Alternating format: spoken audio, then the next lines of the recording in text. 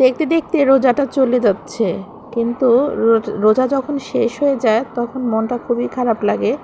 কারণ একটা মাস যখন রমজান মাস আসে খুবই ভালো লাগে, কেন জানি অন্যরকম একটা প্রশান্তি মনের মধ্যে কাজ করে। কিন্তু যখন রোজাটা চলে যায় তখন মনটা যেন এতটা একটা কষ্ট লাগে যে কি যেন হারিয়ে ফেলছি আমরা, কি যেন চলে যাচ্ছে, আবার কি পাবো কি পাবো না, এইরকম একটা অনুভূতি কাজ করে। আসলে খুবই কষ্ট লাগে, ভাবতেই খুব খারাপ লাগে।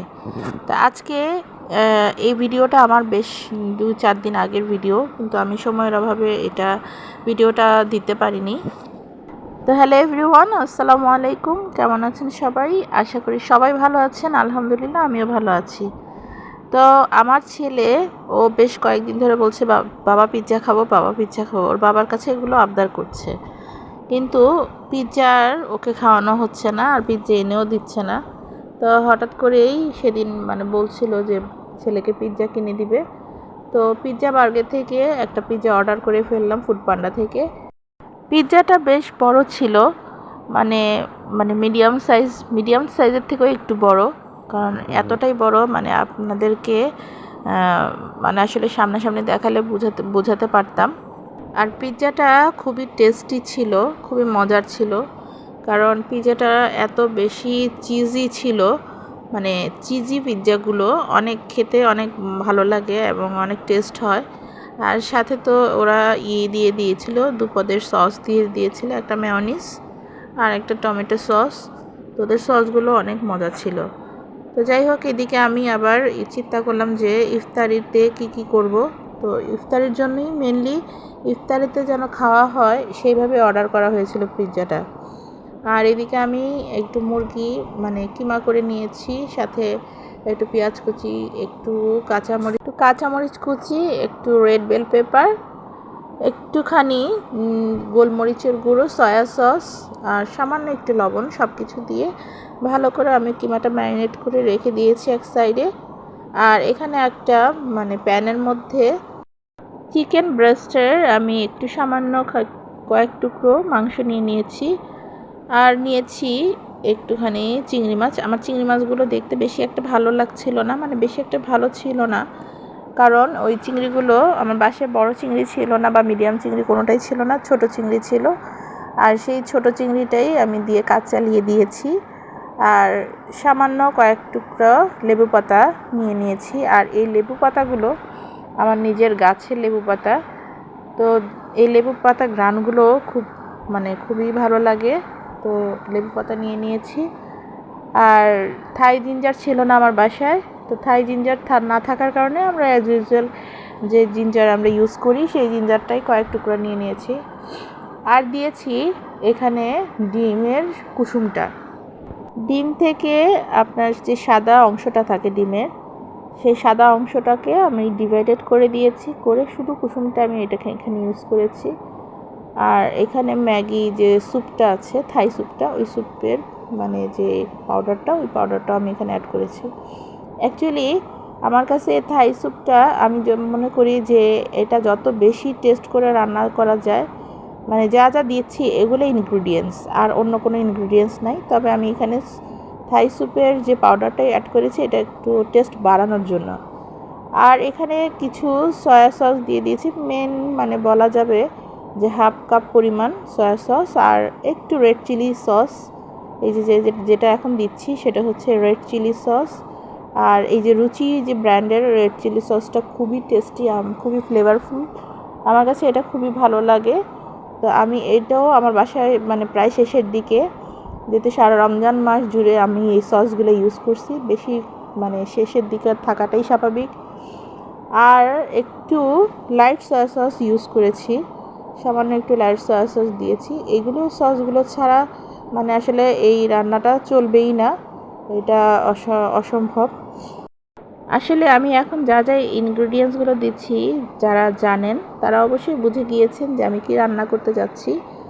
তো তারপর এখানে সামান্য একটু আমি লেবুর রস অ্যাড করেছি, কারণ এটাতে লেবু দিতেই হবে। কারণ এটার মধ্যে যে স্বাদটা আসে সেটা হচ্ছে টক মিষ্টি স্বাদ আসে, সেই জন্যই লেবু এখানে অ্যাড করতে হবে। তারপর দিয়ে দিলাম সামান্য একটু মানে লবণ এখানে টেস্ট বেশি দেওয়া যাবে না, কারণ এখানে সয়া সস আছে। আর দিয়ে দিলাম 2 চামচের মতো এখানে সুগার। তো আর ছিল আমার বাসায় যে সাদা গোলমরিচ, এটা পাউডার করা ছিল, তো আমি সামান্য একটু 1 চিমটি পরিমাণে সাদা গোলমরিচটাও দিয়ে দিলাম।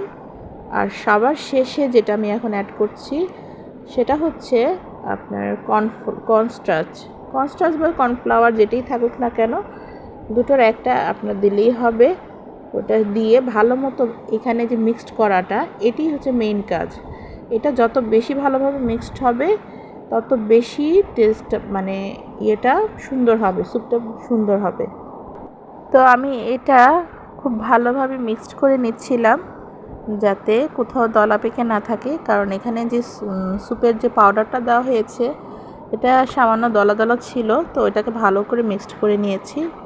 তারপর এটার মধ্যে প্রায় 1 লিটার পরিমাণ পানি আমি এখানে অ্যাড করে দিয়েছি। এই ব্যাস আমার হয়ে গেল সব কিছু, মানে আমার রান্নার যে মেইন প্রিপারেশনটা সেটা শেষ হয়ে গেল। এখন শুধু চুলায় বসিয়ে অনবরত নাড়তে হবে স্যুপটা, আর কোনো কাজই নেই। তো আমি এখানে এটাকে চুলায় বসিয়ে দিয়েছি।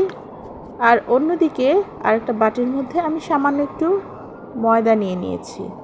আর ময়দার মধ্যে এই যে ডিমের যে সাদা অংশটা, মানে আমি যে ডিমের কুসুমটা আমি ইউজ করেছি স্যুপের মধ্যে, সেটার যে সাদা অংশটা ছিল সেই সাদা অংশটা আমি এই ময়দার সাথে অ্যাড করে দিয়েছি। আর এইদিকে আমি স্যুপটাকে একটু মাঝে মাঝে নেড়ে দিচ্ছিলাম, কারণ এটা যদি না নাড়া হয় এটা নিচে লেগে যাওয়ার সম্ভাবনা থাকে, তো বারবার নেড়ে দিচ্ছি। আর আমি যেই মানে লেবু পাতাগুলো নিয়ে এসেছি মানে আমার গাছের থেকে, তার মানে অর্ধেকগুলো আমি দিয়ে দিয়েছি আগে, আর অর্ধেকগুলো তো এই যে এখন আমি দিয়ে দিচ্ছি, সাথে 2-4টা কাঁচামরিচ ফ্লেভারের জন্য অ্যাড করেছি। আর এইদিকে আমি যেটা মানে যে ময়দাটা নিয়েছিলাম মানে সেটাকে ডো করে নিয়েছি, কারণ এটা দিয়ে আমি এখন যে জিনিসটা বানাবো সেটাই এখন আপনাদের সাথে শেয়ার করব। সেটা হচ্ছে আমি এটাকে প্রথমে রুটির শেপ করে রুটির মতো করে বানিয়ে নিয়েছি। যেহেতু আমার বাসায় যে রুটি বানানো পিঁড়িটা ওটা সাইজটা তেমন একটা বেশি বড় না, তো আমার এই যে রুটিটা বানিয়েছি এটা বললাম বেশ লার্জ সাইজ, মানে বেশ বড় সাইজের একটা রুটি। কারণ এই রুটিটা ওই বেলুনের মধ্যে ওই পিঁড়ির মধ্যে হবে না, তাই আমি এটাকে নিয়ে নিয়েছি যে আমার যে মানে মার্বেলের উপরে আমি নিয়ে নিয়েছি, কারণ এখানে আমি বেললে জিনিসটা আমার অনেক বড় হবে। অন্থন বানানোর জন্য আলাদাভাবে কিছু শিট কিনতে পাওয়া যায়, ওই শিটগুলো দিয়ে বানালে হয় কি জিনিসটা একই রকম শেপ হয় এবং একই রকম হয় দেখতে। যেহেতু আমি ওই শিটগুলো আমার নাই বাসায়, তাই আমি আমার মতো করেই শেপ দিয়ে বা আমার মতো করেই আমি তৈরি করছি, কারণ আমরা নিজেরাই খাবো, এখানে অন্য কেউ নেই। অন্থন বানানোর জন্য যে ভাঁজটা দেওয়া হয় শিটটা দিয়ে, আসলে ওই ভাঁজটা এটা দিয়ে হবে না, কারণ আমি এটাকে ত্রিকোণা করে কেটে নিয়েছি, সো এই জন্য হবে না। কারণ অন্থনটা যখন ওই শিটটা দিয়ে বানানো হয় শিটটা থাকে 4 কোণা টাইপের, তাই ওইটা ওইরকম অন্যরকম শেপ হয়। তা আমি আমার মতো করেই শেপ করেছি, তো দেখতে অবশ্য খারাপও হয়নি। তো এটা দেখতে কিছুটা আপনার যে সমুদ্রে একটা মাছ দেখতে পাওয়া যায় যে সেটা বলে শাপলা পাতা মাছ, অনেকে বলে মানে আসলে কি নামে বলে অ্যাকচুয়ালি আমি ওটা বলতে পারছি না, আমার মাছটার নাম মনে নেই, কিন্তু মাছটা দেখতে কিছুটা এইরকমই, তো দেখে ওই রকমই মনে হচ্ছিল। তো যাই হোক, ভালোই লাগছে, খারাপ লাগছে না।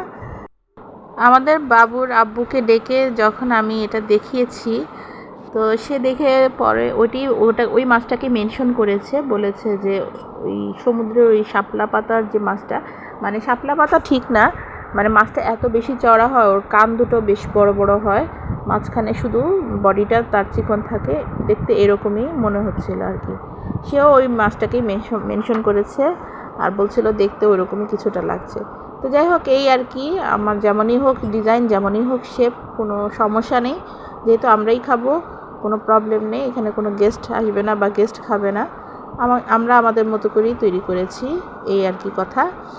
যাই হোক, এদিকে কথা বলতে বলতে প্রায় আমার অনেকগুলো অন্থন বানানো হয়ে গিয়েছে, এগুলো সবগুলো বানিয়ে আমি এক সাইডে রেখে দিয়েছিলাম।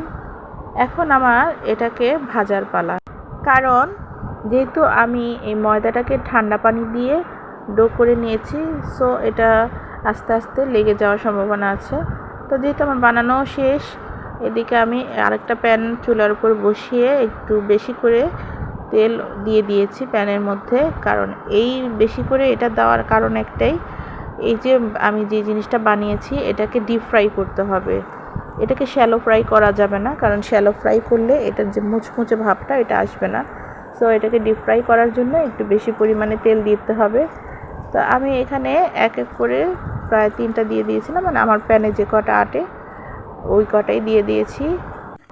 আর আমি অন্থনগুলোকে ভাজার জন্য চুলার যে আগুনটা আছে এই আগুনটাকে আমি লো টু মিডিয়াম করে রেখেছি।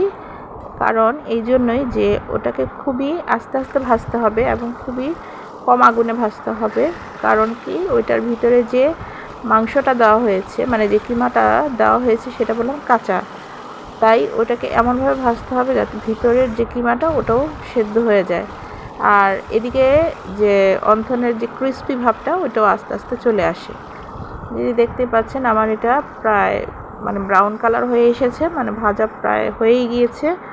তো আমি এটা উঠিয়ে নিয়ে আবার আরেকটা প্যান দিয়ে দিয়েছি, আরেকটা মানে পার্ট দিয়ে দিয়েছি অন্থনের পার্টগুলো। তো এরকম করে আমি সবগুলোই ভেজে নিয়েছি এক এক করে। আর এইদিকে বাবুর আব্বু আজকে কিছু জিনিস নিয়ে এসেছিলো, বাইরে গিয়েছিল। এগুলো যেখান থেকে এনেছে সে রেস্টুরেন্টটা আমার খুবই পছন্দের একটা রেস্টুরেন্ট। আর এই রেস্টুরেন্টটা হচ্ছে আমাদের মিরপুরে বনলতা রেস্টুরেন্ট। হয়তো আমি এটা আরেকটা ভিডিওতে আপনাদের সাথেও বলেছিলাম, এই বনলতার কথা শেয়ার করেছিলাম। তো ওই বনলতার যে কোনো খাবার হোক, যে কোনো প্রিপারেশন হোক আমার খুবই পছন্দ। তো আজকে যে কোনো কারণেই হোক সে ওদিকে গিয়েছিল। তো আসার পথে এই যে চিকেন উইংসগুলো দেখতে পাচ্ছেন, এই চিকেন উইংসগুলো, তারপর যে ফিরনিগুলো, আবার এখানে কিছু মানে ভাজা পোড়া জিনিস নিয়ে এসেছে, সেটা হচ্ছে কিছু চিকেন রোল আর চিংড়ি ভাজা নিয়ে এসেছে। আর আমার বাচ্চার জন্য আরেকটা জিনিস এনেছে, কেক। সে ওখানের কেকগুলো যে এত মজা, তো যাই হোক এগুলো নিয়ে আসলো। আর এদিকে আমার এগুলো প্রায় ভাজা কমপ্লিট অন্থনগুলো। তো এই হলো আমার আজকের ইফতারের আয়োজন।